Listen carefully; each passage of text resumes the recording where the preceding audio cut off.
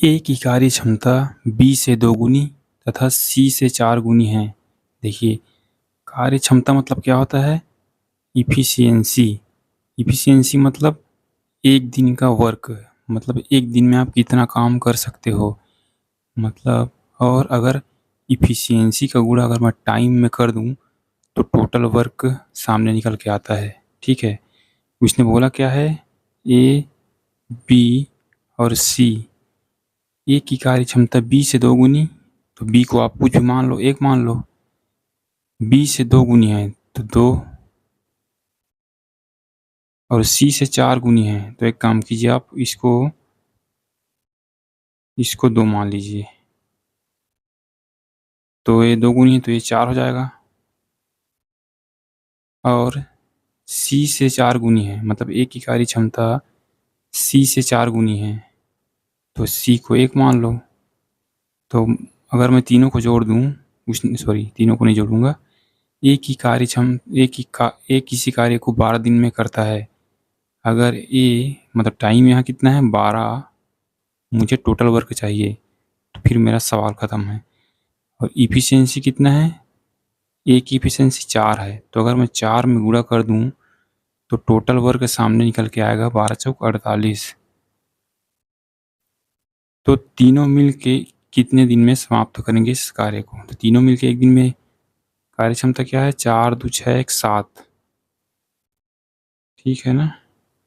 तो अगर total work 48 है और क्षमता 7 है तो टाइम क्या होगा? देखिए, यहाँ टाइम निकालना है तो वर्क का भाग इफिशियंसी में देना पड़ेगा। ये इफिशियंसी यहाँ नीचे आएगा, तो 48 का भाग आप 7 में लगा दीजिए। तो 7 छक्के 42, 6/7 डेस। यही मेरा इस सवाल का सही जवाब है। तपस मिहिर से 2 गुना गति से कार्य करता है। तपस को मैं टी मान लेता हूँ, मिहिर को एम मान लेता हूँ। अगर इसी सवाल में देखिए, इस छोड़िए इसको, तपस मिहिर से 2 गुनी है तो मिहिर को आप 1 मान लीजिए और इसको 2, तभी 2 गुना हुआ। यदि दोनों मिलकर किसी कार्य को 12 दिन में करता है, देखिए इस बार दोनों मिल के बोला है तो दोनों की क्षमता कितनी है? 3। मुझे वर्क चाहिए टोटल, तो 3 का गुणा अगर 12 में कर दूं तो 36 सामने आता है मेरा वर्क। तो तपस अकेला पूरा कार्य कितने दिन में करेगा? तपस तो 36 वर्क है पूरा, और इसकी क्षमता कितनी है? 2, तो 18 डेज इस सवाल का सही जवाब है। अगर मिहिर का पूछता तो 36 का भाग में 1 में लगाता तो 36 डेज इस सवाल का सही जवाब हो जाता। उम्मीद करता हूँ ये सवाल आपको समझ में आ रहा होगा। सारे टाइप के सवाल मैं हल करा दूंगा।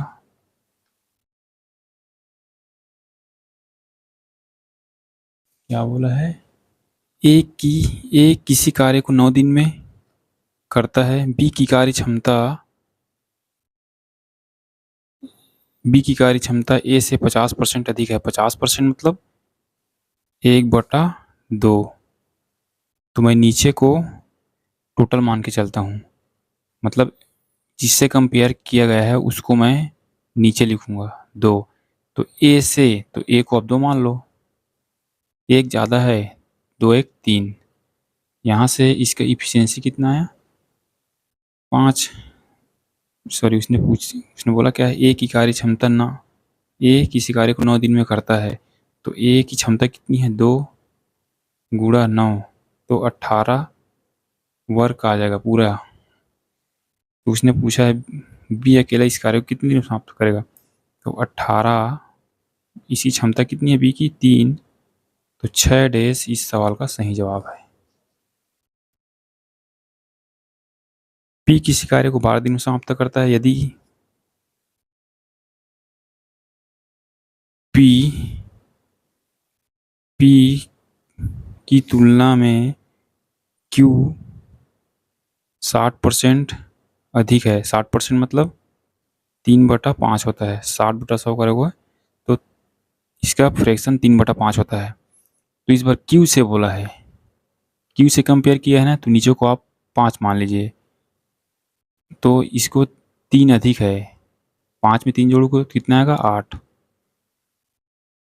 यदि P किसी कार्य को 12 दिन में कर सकता है तो P की क्षमता कितनी है 12 गुणा 8, ये मेरा वर्क आएगा 96।